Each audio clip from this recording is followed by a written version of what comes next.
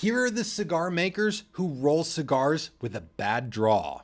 The list starts with every single one of them. There isn't a cigar maker out there in reality that doesn't roll at least some cigars that have a bad draw, but it causes some people to judge the entire brand. And I see these comments. People say, oh, I had a cigar from this cigar maker and it had a bad draw. I'll never do that again. But it's impossible to do.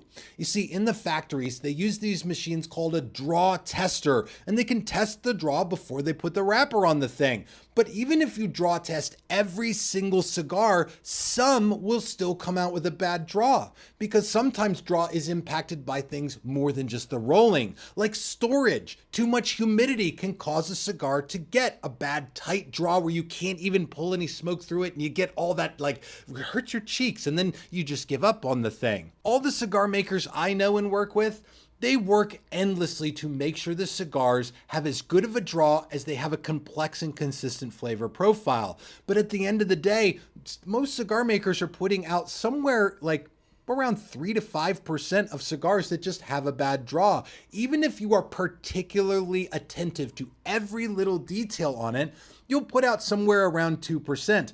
I've had a conversation with Steve Saka about this before, and he said that this was around the percentage of number of cigars that he's seen have bad draws.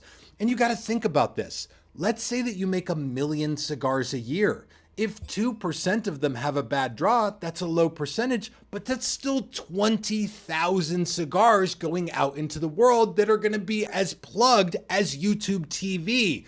It's something that's completely unavoidable. And that's why I'm telling you here that if you experience in the cigar world a cigar that's got a plugged draw or a very tight draw, it's a good time to give that brand a second chance. The only time to be really concerned about it is if you notice that a brand's blends consistently have a super tight draw.